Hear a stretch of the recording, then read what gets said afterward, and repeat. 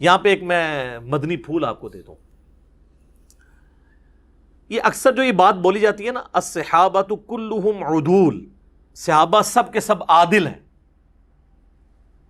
اس کا وہ مطلب نہیں جو آپ کو بریلوی دیوبندی یا اہل حدیث کے مولوی پڑھاتے ہیں یا ان کے بزرگ.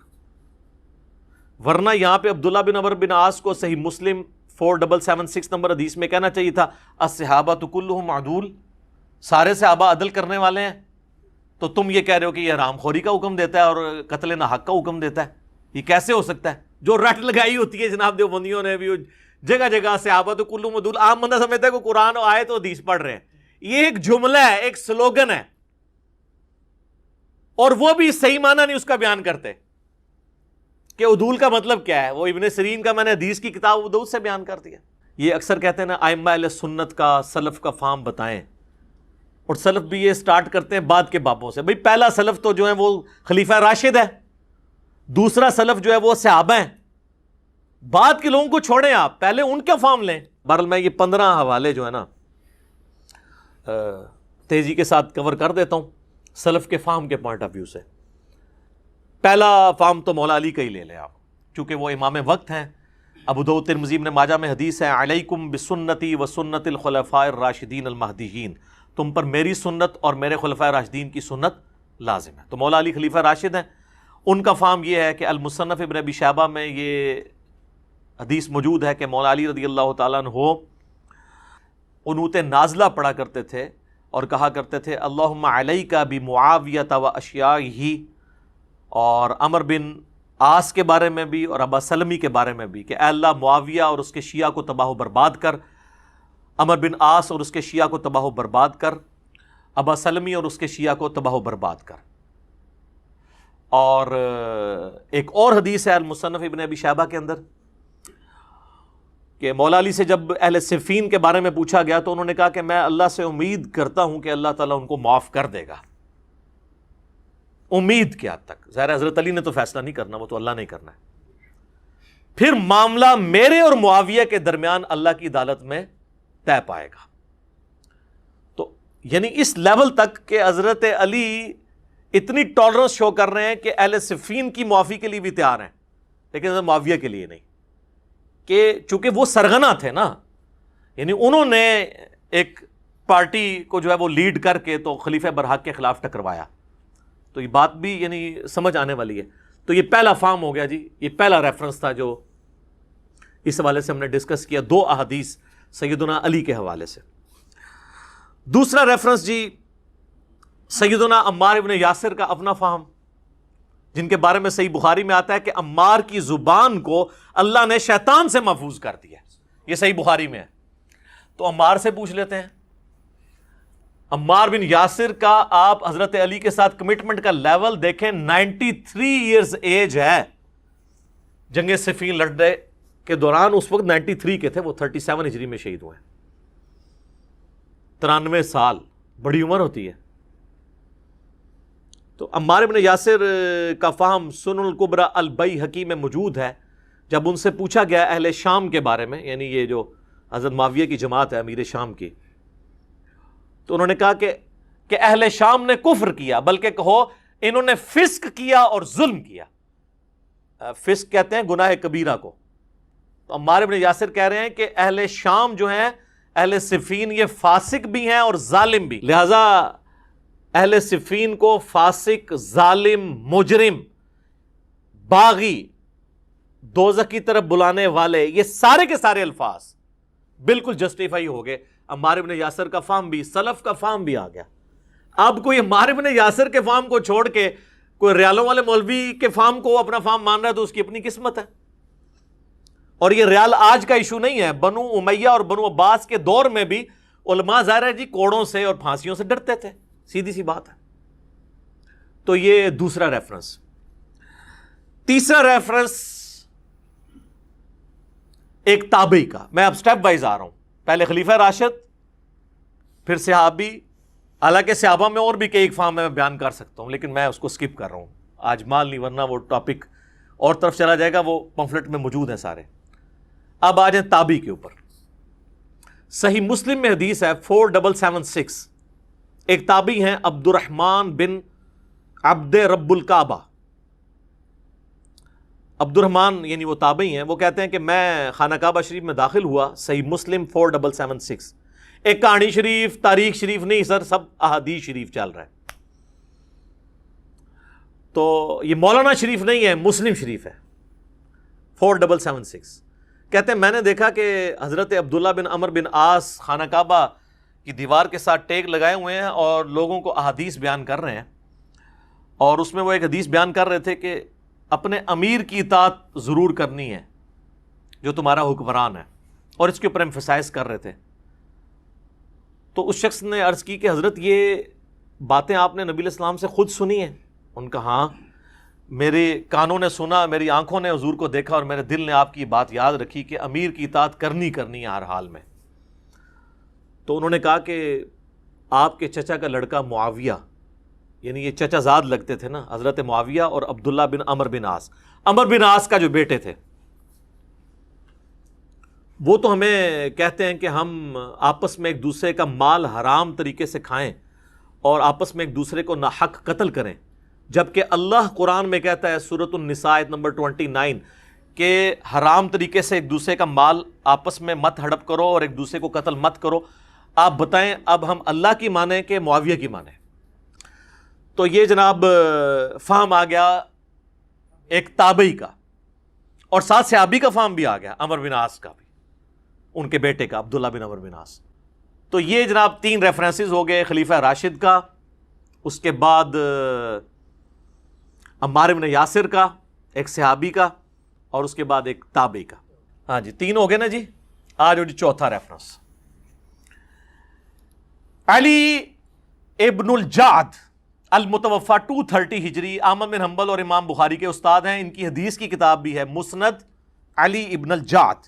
ان کے بارے میں ابن حجر اسقلانی نے تہذیب التہذیب کے اندر، جو آپ سمجھ لیں اسماء الرجال کے اوپر ایک اتھینٹک بک مانی جاتی ہے، اس میں نقل کیا، اور اس کی سند کو شیخ زبیلی زئی رحمہ اللہ تعالی نے، انہوں نے تو خیر کسی اور مقصد کے لیے لکھا تھا قیام رمضان والی کتاب کے اندر، تو وہ ہماری عکاوی نظروں سے وہ چیز بچی نہیں ہے، تو وہ ہم نے پکڑ لی۔ 77 نمبر پیج پہ وہ لکھتے ہیں کہ علی ابن الجعد کہا کرتے تھے،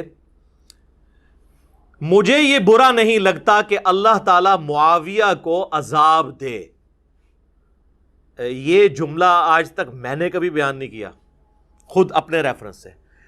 یہ اتنا بڑا جملہ بول کے جو یہ کہہ رہا ہے کہ مجھے یہ برا نہیں لگے گا کہ قیامت والے دن حضرت معاویہ کو عذاب ہو، یہ اہل سنت کا امام ہے، احمد بن حنبل کا استاد ہے، امام بخاری کا استاد ہے، اس کی حدیث کی کتاب مانی جاتی ہے۔ شیخ زبیر صاحب نے بھی اس میں لکھا ہے کہ ہم اسے سیکھے ہی مانتے ہیں۔ اس کو کیوں نہیں رافضی کہتے یا نیم رافضی کہہ دے؟ نہیں، وہ بڑا ہے۔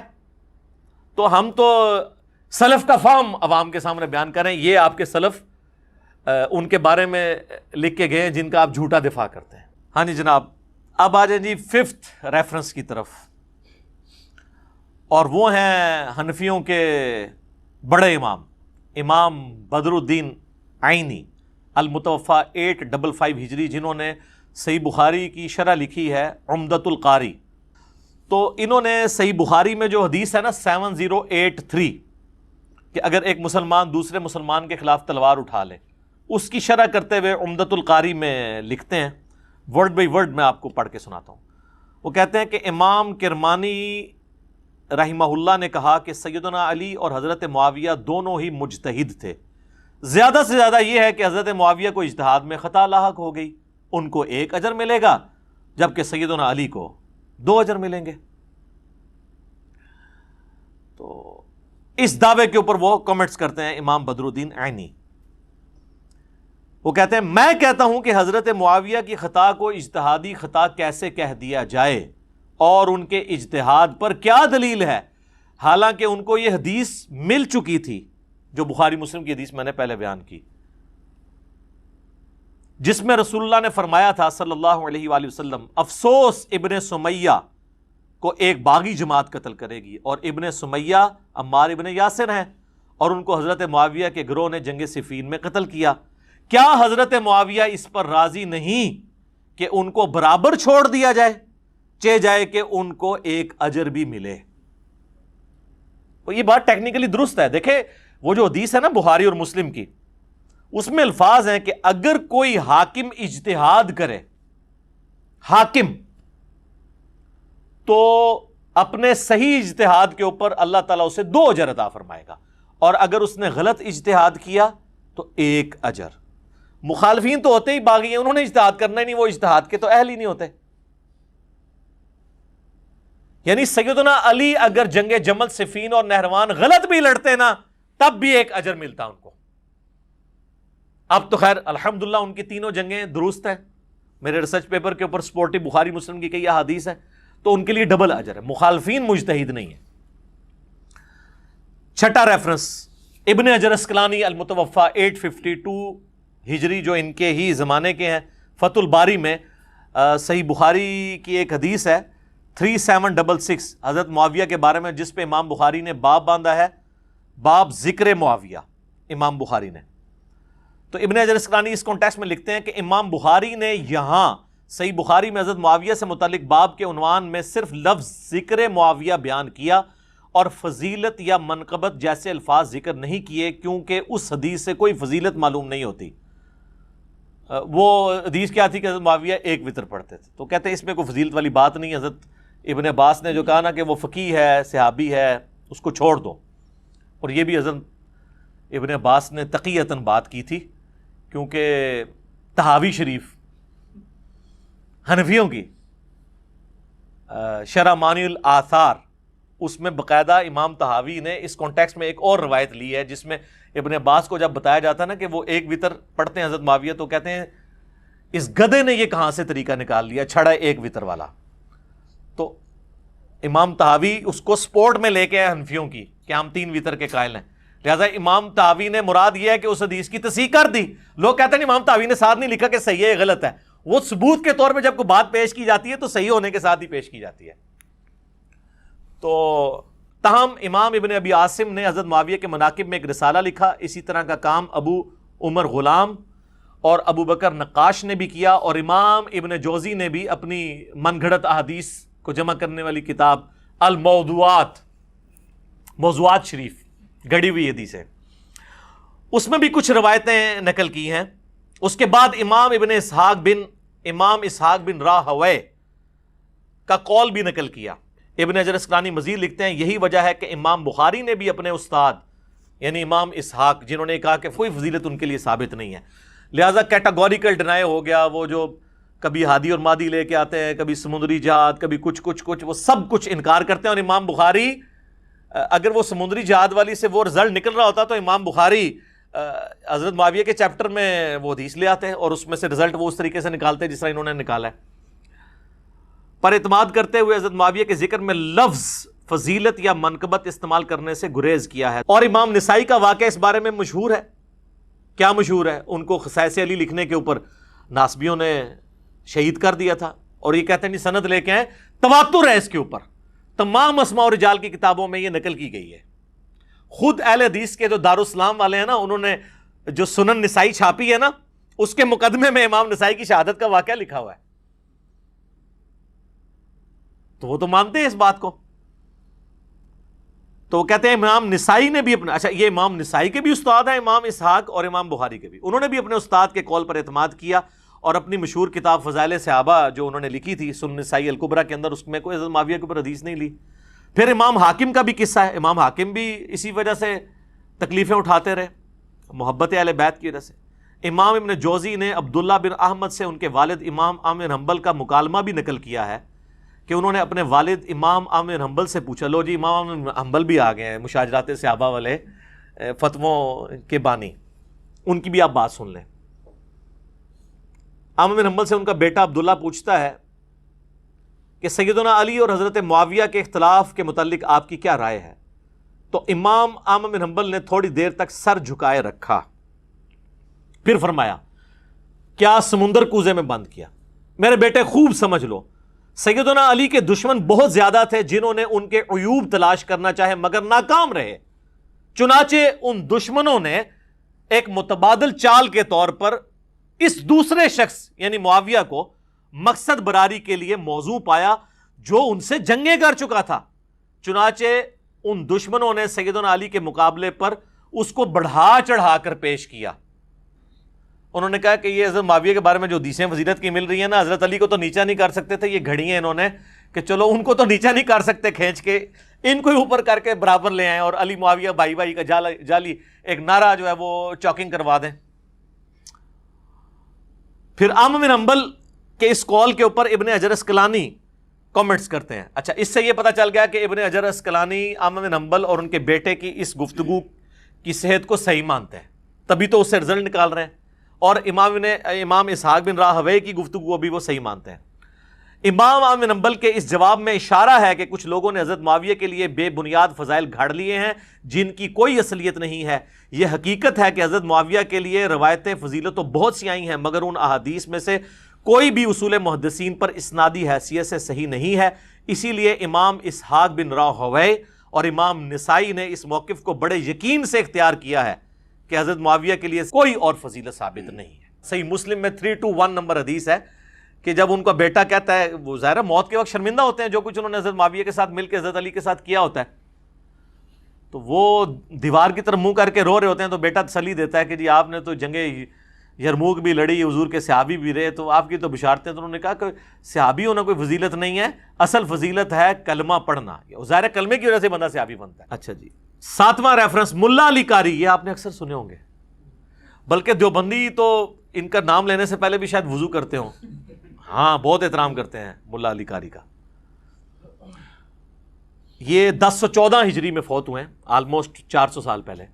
بلکہ امام حنیفہ کے بعد چند بڑے جو حنفی اسکول آف تھاٹ کے علماء ہیں نا، امام بدر الدین عینی ہوں، اس لیول کے اگر کوئی عالم ہے تو یہ ملا علی قاری ہیں.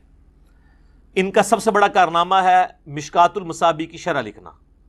یہ بہت بڑا کارنامہ ہے، کیونکہ مشکات کی شرح لکھنے کا مطلب تھا کہ مشکات تو ساری حنفیت کے خلاف ہے، کیونکہ وہ تو اہل سنت کی کتابوں میں سے ہے، تو حنفیت کو بچانے کے لیے مشکات کی شرح پھر لکھنی تھی، تو یہ بہت بڑا کارنامہ تھا.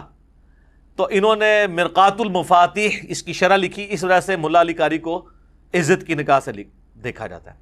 تو اس مشکات میں بھی یہ حدیث آتی ہے کہ مہر کو باغی جماعت قتل کرے گی. ناسک کتنے جاؤ گے؟ وہ حدیث مشکات میں ہے 5878.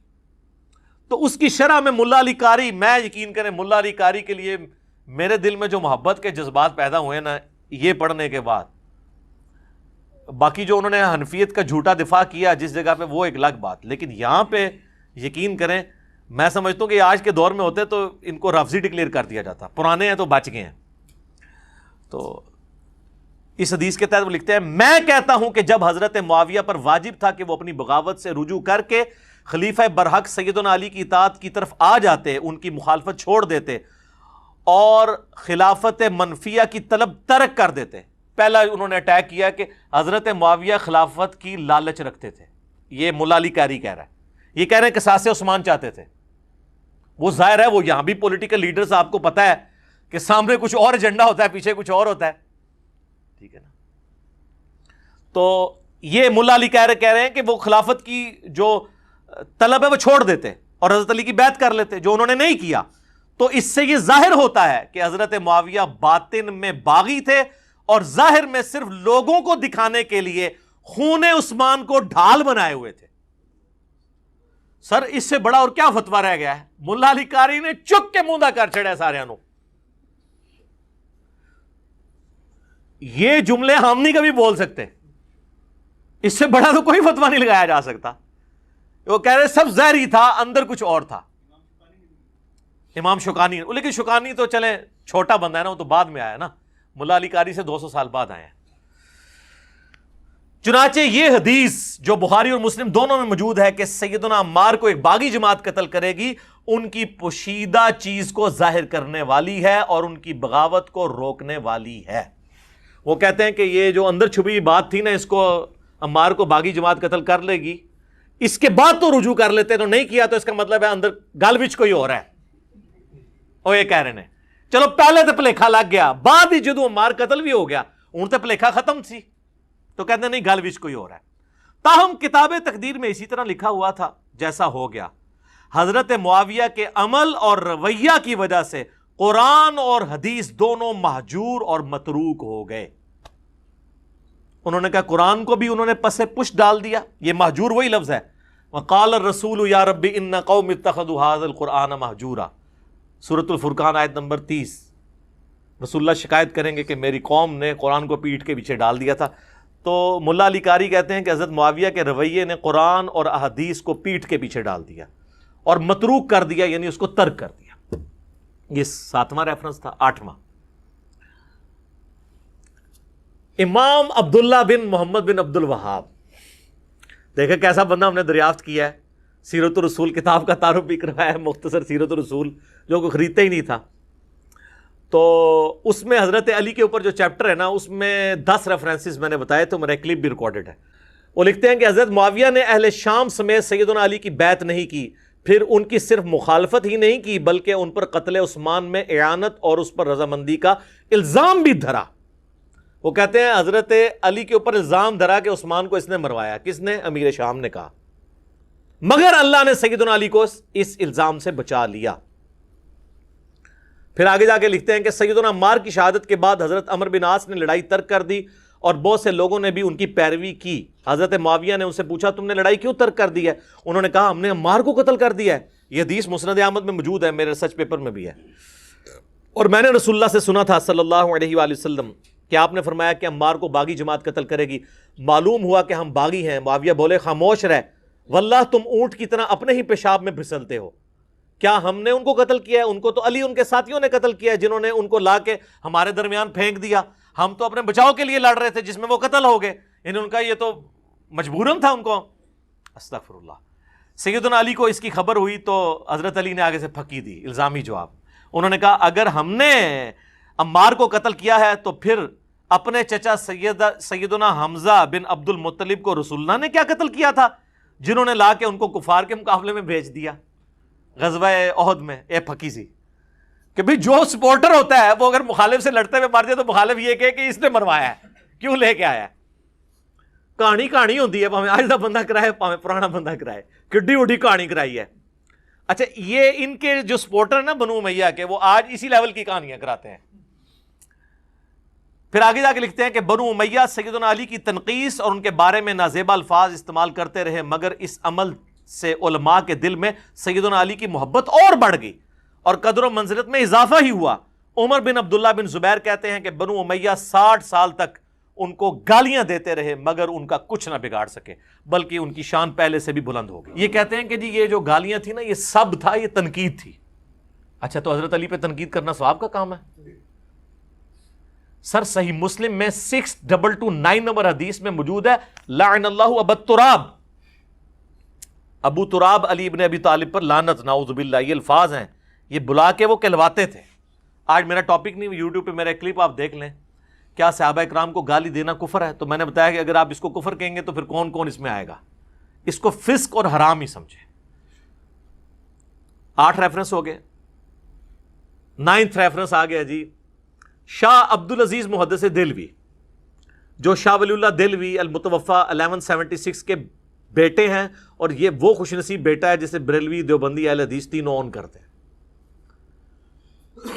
تحفہ اثنا عشریہ بھی کتاب انہوں نے ہی لکھی ہے، یہ انہی کے فتاوی ہیں جو پوری دنیا میں جناب کہا جاتا ہے جی شیعوں کا بڑا علمی رد کیا ہے. شاہ عبدالعزیز محدث دہلوی نے، یہ ان کے فتاوی عزیزی جو ان کے فتوے چھپے میں، فتوے کا مطلب ہے کہ یہ ان کا اپنا اوپینین ہے جو وہ لکھ رہے ہیں. اس کے پیج 251 پہ یہ لکھتے ہیں علماء ما وراء النہر اور مفسرین اور فقہا کہتے ہیں کہ حضرت معاویہ کے حرکات جنگ و جدل جو حضرت علی کے ساتھ ہوئیں وہ صرف خطائے اجتہادی کی بنا پر تھیں. انہوں نے کہا کہ یہ کچھ لوگ تو یہ کہتے ہیں، لیکن پھر وہ لکھتے ہیں محققین اہل حدیث نے، اہل حدیث وہابی نہیں، جو یعنی اہل حدیث وہ اسکول آف تھاٹ ہے، وہ کہتے ہیں انہوں نے روایتوں احادیث کی روشنی میں یہ چیز دریافت کی ہے کہ یہ حرکات شائبہ نفسانی سے خالی نہ تھے، یعنی اس میں نفس کا لالچ شامل تھا. یعنی حضرت علی کے ساتھ ان کی جنگیں نفسانی خواہشات سے خالی نہیں تھیں. اس تہمت سے خالی نہیں کہ جناب ذو نورین حضرت عثمان کے معاملے میں جو تعصب امیہ اور قریشیہ میں تھا، یعنی بنو امیہ اور بنو ہاشم میں جو اختلاف تھا، اس کی وجہ سے یہ حرکات حضرت معاویہ سے وقوع میں آئے، جس کا غائط نتیجہ یہی ہے کہ وہ مرتکب کبیرہ اور بغاوت قرار دیے جائیں۔ یہ کون لکھ رہا ہے؟ شاہ عبدالعزیز محدث دہلوی، تحفہ اثنا عشریہ علی سرکار، فتاوی عزیزی میں۔ تو اگر مراد برا کہنے سے اسی قدر ہے کہ ان کے اس فعل کو برا کہنا چاہیے اور برا سمجھنا چاہیے، تو بلا شبہ اس امر کا ثبوت محققین پر واضح ہے۔ وہ کہتے ہیں اگر حضرت معاویہ کی غلطیوں کو برا کہنا ہے، اس فعل کو برا سمجھنا ہے، تو یہ بالکل ٹھیک ہے، ہم اسے غلط نہیں سمجھتے۔ 10واں ریفرنس پیر میرلیہ صاحب کا، المتوفہ 1937 عیسوی، یہ تو حال ہی میں نے دریافت کیا، جو آج کل ان کی کتاب بڑی ڈسکس ہو رہی ہے، تصفیہ ما بین سنی و شیعہ۔ اس کے مقدمے میں وہ لکھتے ہیں کہ سنی شیعہ اختلاف کی وجہ سے ایک نئے رجحان کا اضافہ ہوا ہے، اور یہ سمجھا جانے لگا ہے کہ اہل سنت والجماعت ہونے کے لیے ضروری ہے کہ انسان اہل بیت کرام کے خلاف بغض اور بنی امیہ کے ساتھ محبت رکھے۔ یہ پیر میرلیہ صاحب کہہ رہے ہیں کہ لوگوں میں سنیت کے اندر یہ جراثیم داخل کیے جا رہے ہیں کہ اہل بیت سے بغض رکھنا اور بنو امیہ سے محبت رکھنا یہ سنیت ہے۔ اب پیر میرلیہ صاحب اس پہ کیا ورڈکٹ دے رہے ہیں؟ حالانکہ اہل سنت کبھی بھی اس شقاوت میں ملوث نہیں ہوئے۔ وہ کہتے ہیں اہل سنت کبھی یہ بدبخت نہیں ہوئے کہ وہ بنو امیہ سے محبت کرنا شروع کر دیں، اور ان کے عقائد میں رسول پاک کے خاندان سے دوستی اور مودت مدار ایمان اور فرض مانی گئی ہے۔ اس نئے رجحان کی وجہ یہ معلوم ہوتی ہے کہ ہمارے علماء اکرام نے بمقابلہ اہل تشیع کے اپنے مواعظ اور نصاحہ کی مجلس میں چیز کو ٹاپک بنایا، اور اہل بیت علیہم السلام کے فضائل اور مناقب بیان کرنے کی طرف کم توجہ دی ہے۔ اسی کتاب میں آگے جا کے وہ لکھتے ہیں کہ سورۃ النور کی آیت نمبر جو 55 ہے نا، آیت الاستخلاف، وعد اللہ الذین آمنوا منکم وعملوا الصالحات، کہ اللہ تعالیٰ اہل ایمان کو اس دنیا میں حکومت دے گا۔ بنو امیہ اور جناب معاویہ اور بنو عباس آیت استخلاف سے خارج ہے۔ یہ کہتے ہیں نہیں اللہ نے ان کو حکومت دی تھی، ملوکیت دی تھی، اور وہ دلیل پکڑتے ہیں تالوت والا۔ تالوت کو تو اللہ نے بنایا تھا وحی کے ذریعے۔ بنو امیہ بنو عباس کے اوپر کون سی وحی نازل ہوئی تھی کہ وہ ملک بنے؟ وہ کہانی کرایا کرو جی کو سمجھ آوے۔ تو کہتے ہیں کہ بنو امیہ اور جناب معاویہ اور بنو عباس کی حکومتیں وہ اللہ کی طرف سے جو وعدہ تھا وہ اس سے خارج ہے، کیونکہ جیسا کہ پہلے بیان ہو چکا ہے کہ مراد آیت استخلاف سے وہ لوگ ہیں جو سورہ نور کے نزول کے وقت حاضر تھے۔ وہ کہتے ہیں جو بعد میں مسلمان ہوئے وہ اس میں کہاں سے آ گئے بیچ میں، اور ویسے ٹیکنیکلی بھی جو اس حکومت کی خرابیاں تھیں وہ اپنی جگہ ہیں۔ اگلا والا آ گیا جی 11 نمبر پہ، علامہ وحید الزماں۔ اہل حدیث آج تک جو مسلم شریف چھاپ رہے ہیں وہ انہی کی چھاپ رہے ہیں، وحید الزماں کی۔ اس میں جو حدیث ہے نا صحیح مسلم میں 5976 اور 5977 دو حدیث ہے کہ نبی اسلام نے اپنی وفات سے 1 مہینے پہلے خطبہ دیا۔ یہ حدیث بخاری میں بھی ہے۔ عقبہ بن عامر کہتے ہیں کہ احد کے شہداء پہ دوبارہ سے نماز جنازہ پڑھی، اور پھر وہاں پہ خطبہ دیتے ہوئے کہا کہ مجھے اپنے بعد تم سے یہ خطرہ نہیں کہ تم میرے بعد شرک کرنے لگو، البتہ مجھے ڈر ہے کہ تم دنیا کی لالچ میں پڑ جاؤ گے اور پھر دنیا کی محبت میں ایک دوسرے کو قتل کرو گے اور پھر برباد ہو جاؤ گے جس طرح اگلی قومیں برباد ہو گئی۔ اس حدیث کی شرح میں وحید الزمان صاحب لکھتے ہیں اور دنیا کے واسطے آخرت کا خیال چھوڑ دو گے۔ مسلمانوں نے حضرت کے چند روز بعد ایسے کام شروع کیے اور آپس میں پھوٹ کی بنا ڈالی۔ معاویہ حضرت علی مرتضیٰ سے لڑے اور یزید نے خاندان نبوت کو تباہ کیا۔ انہوں نے کہا یہ جو حضور نے کہا تھا نا کہ ایک دوسرے کو قتل کرو گے، اس کا مصداق جو ہے وہ آل امیہ ہے۔ اور حجاج نے عبداللہ بن زبیر کو شہید کیا اور فتنوں کی تار بند گئی۔ اس روز سے آج تک مسلمانوں کا وہی حال ہے کہ کسی ایک امام اور خلیفہ پر سب مسلمان اکٹھے نہیں ہوئے، آخر کافر موقع پا کر ان پر غالب ہوئے اور ان کی قوت خاک میں مل گئی۔ دوسرا ریفرنس وہ لے کے حضرت ابو سفیان کی فضیلت پہ جو حدیث صحیح مسلم میں ہے 6409 اس کے کانٹیکسٹ میں، جس میں حضرت ابو سفیان نے آ کے کہا کہ بھی مسلمان مجھے صحیح نظر سے نہیں دیکھتے، میں پوری زندگی اسلام کا مخالف رہا ہوں، تو آپ نا میرے بیٹے معاویہ کو اپنا منشی رکھ لیں، تو اس کی وجہ سے تالیف قلب ہو جائے گی، لوگ بھی میری عزت کریں گے۔ تو حضرت معاویہ کو انہوں نے وہاں پہ یعنی کاتب کے طور پر بھرتی کروایا۔ تو ان سے کبھی پوچھا آپ نے کہ دلائل النبوہ میں کیا کر رہی ہے کاتب وحی والی روایت؟ وَكَانَ مُعَاوِيَةُ یکتب، ہاں پیٹ نہ بھرے، اور اس میں آگے راوی لکھتا ہے کہ پھر پوری زندگی پیٹ نہیں بھرا، حضور کی نبوت کی خبر پوری ہوئی، یہ بتانے کے لیے وہ لکھ رہے ہیں. یہ بس وَكَانَ يَكْتُبُ الْوَحِي آدھا ٹکڑا اٹھاتے ہیں، آگے نہیں پڑھتے. وہ مسلم شریف میں حدیث ہے نا کہ خدا اس کا پیٹ نہ بھرے، امیر شام کے بارے میں. تو وہ دلائل النبوہ میں امام بیہقی نے ثابت کیا کہ حضور کی یہ تو کہتے ہیں نا دعا تھی، امام بیہقی نے ثابت کیا ہے یہ بدوا تھی اور لگ گئی، پوری زندگی پیٹ نہیں بھرا. تو وہاں سے اٹھاتے ہیں. خیر یہ علیحدہ سے ٹاپک ہے، میرا یوٹیوب پہ کلپ 1 ملین سے زیادہ لوگ دیکھ چکے ہیں. یہ حضرت معاویہ کو جو بھرتی کر لیا، یہ آپ کا حسن خلق تھا اور مصلحت بھی تھی، کیونکہ ابو سفیان کافروں کا سردار تھا، اس کی تالیف قلب بھی ضروری تھی. ہر چند ابو سفیان کا اسلام پہلے جان کے ڈر سے تھا، مگر بعد میں شاید پختہ ہو گیا ہو، اور جب آدمی اسلام لایا تو اس کے قصور کفر کے وقت کے سب معاف ہو جاتے ہیں. اور آپ نے وحشی قاتل حمزہ کا اسلام بھی تو قبول کیا تھا، اس پر بھی ابو سفیان کا خاندان نبوی کا ہمیشہ دشمن رہا. ابو سفیان عمر بھر حضرت صلی اللہ علیہ وآلہ وسلم سے لڑتا رہا اور 100 مسلمانوں کو اس نے شہید کیا. اس کے بیٹے معاویہ بن ابی سفیان نے جناب امیر المومنین خلیفہ برحق علی مرتضیٰ شیر خدا کا مقابلہ کیا اور جنگ صفین میں ہزاروں مسلمانوں کا خون کیا. اور ان کے بیٹے یزید نے تو ستم ڈھایا، سیدنا حسن کو زہر دلوایا اور سیدنا حسین کو ایسے ظلم سے شہید کرایا جس کے حال لکھنے سے قلم کانپتا ہے. پھر یزید کے بعد اس کے سارے خلفاء بنو امیہ سوائے عمر بن عبدالعزیز کے خاندان نبوی کے دشمن رہے اور ہمیشہ درپے ایذا رہے، اور دنیا ادنا کے واسطے اپنی آخرت کو تباہ کرتے رہے. لا حول ولا قوت الا باللہ، یہ لکھا ہے انہوں نے. پوری بنو امیہ پڑ کے رکھ دیتی ہے کہ یزید کا دادا رسول اللہ سے لڑتا رہا، یہ کہہ رہے ہیں وحید الزمان، اور ان کے والد حضرت علی سے لڑتے رہے اور وہ خود سیدنا حسین سے. میرے خیال ہے اس کے بعد تو کسی چیز کی ضرورت ہی نہیں ہے. 12 نمبر ریفرنس ہے جی سید داؤد راز، جن کی بخاری کی شرح ہے. بخاری میں ایک حدیث ہے 4359، لمبی حدیث ہے. اس کے آخر میں ایک ذو امر، ایک شخص تھا جس کے پاس الہامی کتابوں کا علم تھا، اور رسول اللہ کی تازہ ابھی ڈیتھ ہوئی تھی. حضرت ابوبکر صدیق کو خلیفہ چنا گیا، اور جب اس کو خبر ملی تو اس نے صحابہ کرام سے کہا، اور صحابی کون تھے؟ عبداللہ بن جریر بجلی. یہ بجلی اردو میں لکھا ہوتا ہے، لوگ بجلی پڑھ رہتے ہیں، یہ بجلی نہیں ہے، بجلی. ان کو وہ شخص ملا تو اس نے اسی حدیث میں الفاظ ہیں بخاری 4359، جب تک تمہارا طرز عمل یہ ہوگا کہ جب تمہارا کوئی امیر وفات پا جائے تو تم اپنا کوئی دوسرا امیر منتخب کر لیا کرو گے تو اس وقت تک خیر و بھلائی کے ساتھ رہو گے، لیکن جب امارت کے لیے تلوار تک بات پہنچ گئی تو تمہارے امیر بادشاہ بن جائیں گے، اور بادشاہوں کی طرح غصہ ہوا کریں گے اور انہی کی طرح خوش ہوا کریں گے. یعنی وہ کہتے ہیں کہ یہ ملوکیت تمہارے اندر آنی ہے اور ملوکیت والا ہی معاملہ ہوگا.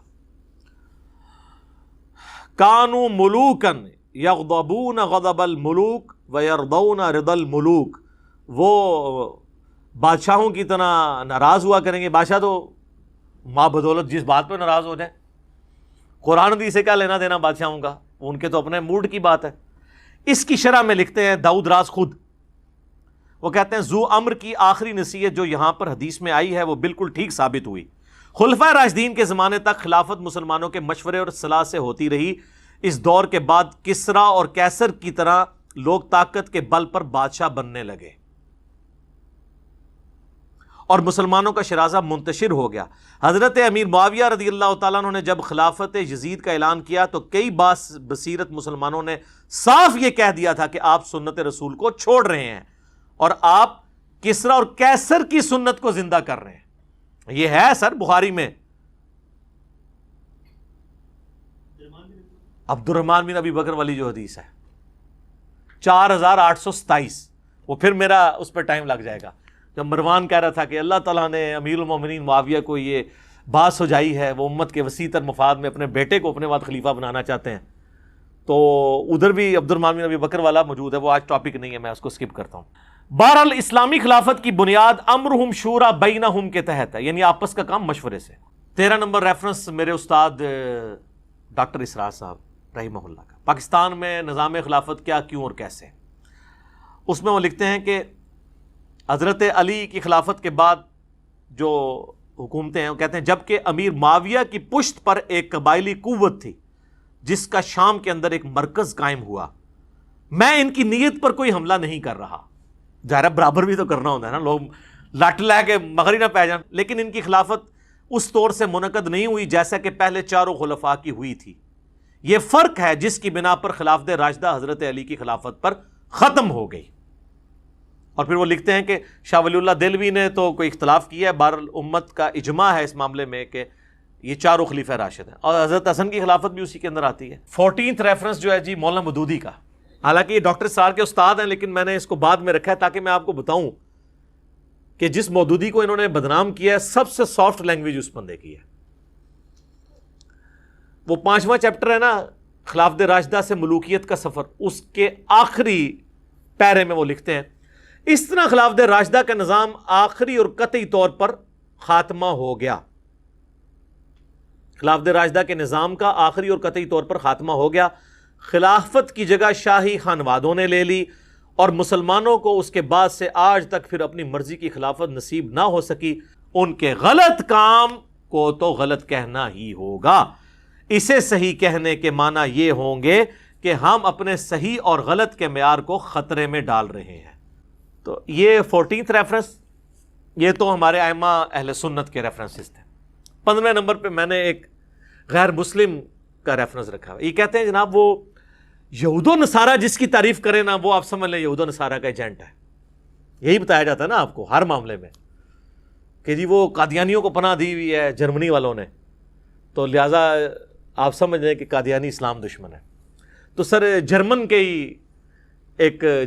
ہی ایک جو صحافی ہیں نا ان کا میں آپ کو ورڈکٹ بتاتا ہوں حضرت معاویہ کے بارے میں.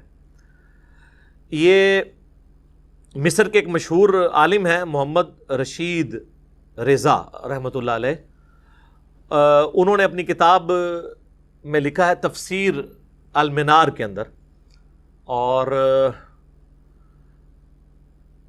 اب یہ عرب اسکالر ہیں، میں اس کا ترجمہ آپ کو پڑھ کے بتا دیتا ہوں. وہ کہتے ہیں کہ جرمنی کے بعض اکابر پروفیسرز نے عثمانیہ حکومت کے دارالخلافہ میں بعض اہل اسلام سے کہا، اور ان میں بعض شرفائے مکہ بھی موجود تھے، کہ ہمیں چاہیے کہ ہم اپنے کیپٹل برلن، جو برلن شہر ہے، اس کے فلاں چوک میں معاویہ بن ابی سفیان کا مجسمہ قائم کریں.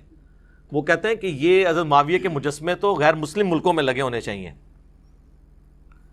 ان سے پوچھا گیا کیوں؟ انہوں نے کہا اس لیے کہ وہی تو ہیں جنہوں نے خلافت اسلامیہ کا نظام کا رخ جمہوریت سے غلبہ عصبیت کی طرف موڑ دیا، یعنی زبردستی اور تعصب کے اوپر. اگر وہ نہ ہوتے تو روئے زمین پر اسلام پھیل جاتا اور ہم جرمن اور یورپ کے تمام قبائل عرب مسلمان ہوتے. وہ کہتے ہیں یہ جو ہم چاند ایک بچ گئے ہیں نا، یہ بھی حضرت معاویہ کو دعائیں دو کہ انہوں نے اس وقت حکومت کا نظام ہی بدل دیا. ہمیں تو چاہیے ان کو اپنا لیڈر مان کے ان کے مجسمے لگائیں. یہ میں نے حوالہ اس لیے رکھا ہے 15 نمبر پہ کہ ہمیں تو یہی بچپن سے بتایا جاتا ہے نا کہ جس کی یہود و نصارہ تعریف کریں نا اس حوالے سے، تو وہ آپ کو پتہ چل جائے گا کہ اسلام کے خلاف کیا.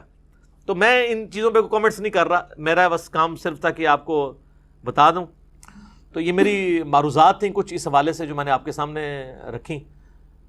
اللہ سے دعا ہے جو حق بات میں نے کی اللہ تعالیٰ ہمارے دلوں میں راسخ فرمائے، اور اگر جذبات میں میرے منہ سے کوئی غلط بات نکل گئی تو اللہ تعالیٰ ہمارے دلوں سے ہی معاف کر دے.